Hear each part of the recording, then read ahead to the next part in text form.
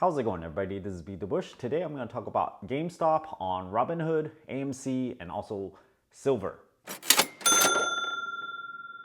But before I begin, this video is brought to you by Webull. Don't forget to check out their app. You can get 4 free shares just for signing up and depositing $100. 2 free shares just for signing up. You don't have to do anything and you get these stocks for free. And also 2 additional free shares for depositing $100. Check out my referral link down in the video description below. I made a quick video in the closet talking about GameStop with not much research, but afterwards, I read articles, go on Reddit, look at everything. So now I do understand that it's not quite trying to earn money per se, but more like a revolt against the top 1%, against the hedge fund that are trying to short the stock. On the Reddit thread, Wallstreetbets, some people want to hurt the hedge funds on purpose, so they are buying it. Other people think that GameStop is a value play, so they bought it a long time ago. But at this point, there's no value play anymore. It's gone up so much that there's no way GameStop should be valued at its current value. And the only reason it's so high is because people kept on piling in. So now you are playing a psychological play. Or the masses are gonna have the resolve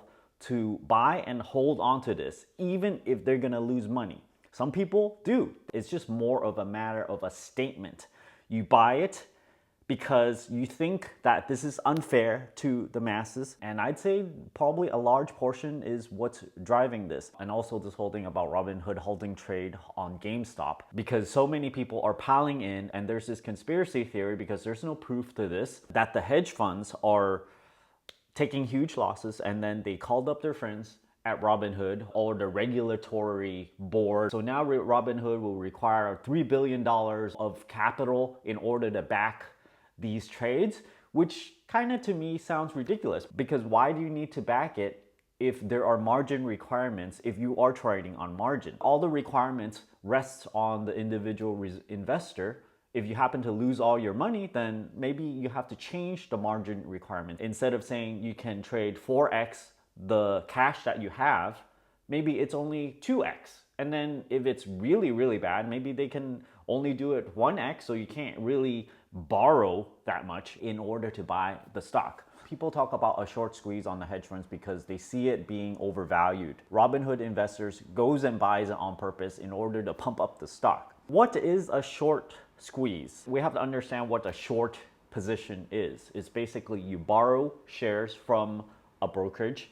The hedge funds needs to borrow this as well from some brokerage. These shares are not yours. These are owned by the brokerage, and then they're hoping the price will drop down later, and then later on they buy it for a cheaper price. So let's say the hedge funds, they short it at $100. They're hoping it will drop to $10. If later on it does drop to $10 and they buy it back, that means they made a $90 profit over here. However, if they short it at $100 and it skyrockets to, let's say, $1,000, then they have to pay 10x of whatever value that they shorted at. You can see how this becomes a problem for hedge funds if their margin requirements are, I don't know, let's say 1 to 2, right?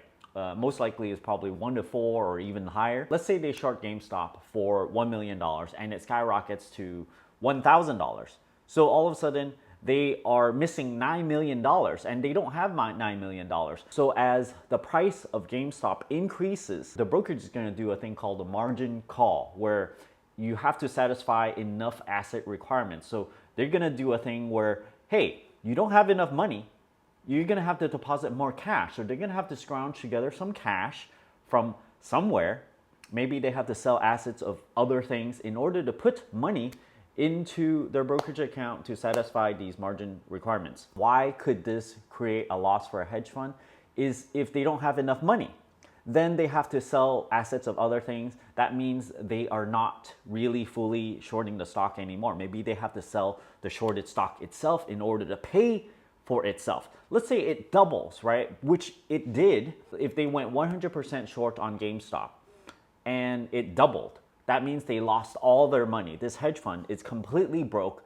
Whatever amount they have went to zero. And even if they put a small portion in, they're going to incur huge losses from this huge ramp up. Now, these margin requirements might have like a 24-hour expiration period or 48 hours or something. They have to put enough money in there within a certain time frame. And if they don't, the brokerage is going to be forced to liquidate the position in order to pay for all the losses. Now I'm pulling up some interesting fact here. When this GameStop, Robinhood stuff happened, the first thing that goes on in my mind is this going to be possible if, let's say, all the retail investors, normal Joes, not the top 1%, not the hedge funds, they go and buy GameStop. Let's say we have everybody, on deck.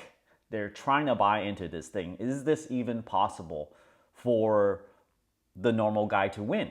So then I'm thinking about the total assets that retail investors holds. The richest 1% holds 44% of the world's wealth. So indeed, if 99% band together, you still have 56% of the world's wealth in order to put into these assets. Now, if your net worth is less than $10,000, this is 56% of the world's population, and people that only have less than $10,000 is only 2% of the global wealth. So if you have less than that, it seems like your pull on assets is not going to be very significant. So, well, every little bit helps, right? So if you have between $10,000 and $1 million of assets, this is your category of being on the people side if you're trying to create a short squeeze for Wall Street or whatnot. The top 1% owns about $25 trillion.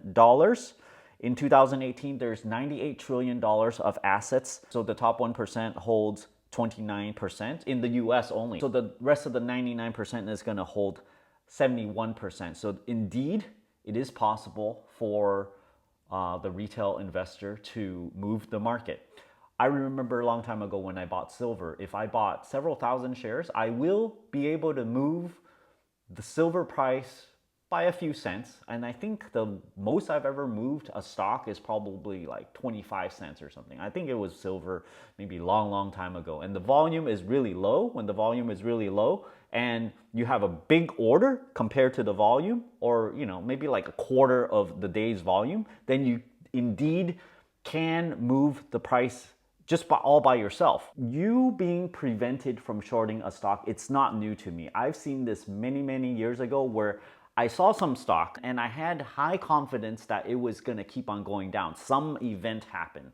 And when I tried to go to short it, this is not even on Robinhood. I think this was like on E-Trade or Charles Schwab, and some prompt came up saying, oh, you can't short it for, I don't know what reason to give. I just knew that I could not short something when I really wanted to. So this is a missed opportunity. So I felt that was really unfair. So personally, I've experienced this before. So I totally understand how on the other side of the coin, if you're trying to buy a stock because you know it's gonna go up, you have high confidence that it's gonna go up.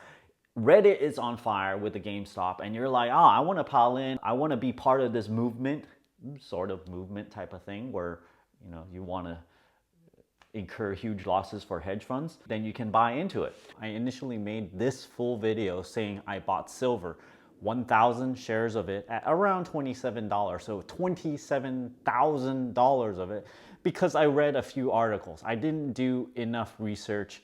So the idea is, do you believe that this is fake news? There happens to be a lot of news articles saying that people are going to buy into silver. It's a next meme stock. It could possibly be it. It's ramped up quite a bit the last 3 days. So is it the hedge fund trying to pull a fakie on the entire world? Well, yet another conspiracy theory is that they're trying to get you to buy silver because some of the hedge funds, they own a lot of silver, SLV. So after I browsed the Reddit thread, Wallstreetbets, I kind of felt like maybe I got suckered into it. So this is okay because I can still sell it. I might take like a $40 loss or something, or maybe I'll wait till tomorrow. Definitely a lot of people are gonna just sort of pile in a little bit at least. But I think to really support the community, you'd probably have to buy GameStop or AMC. However, to me, I feel like this is very expensive because it went a couple 100%, 300% or so.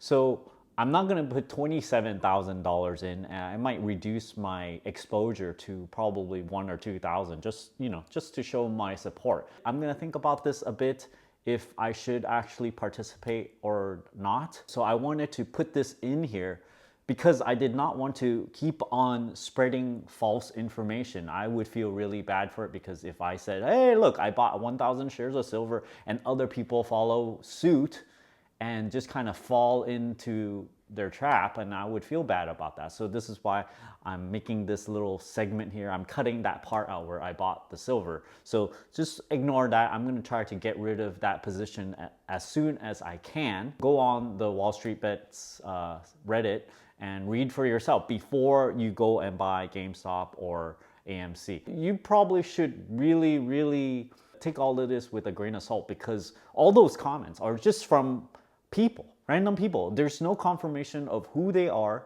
It's just kind of like a crowd trying to egg each other on.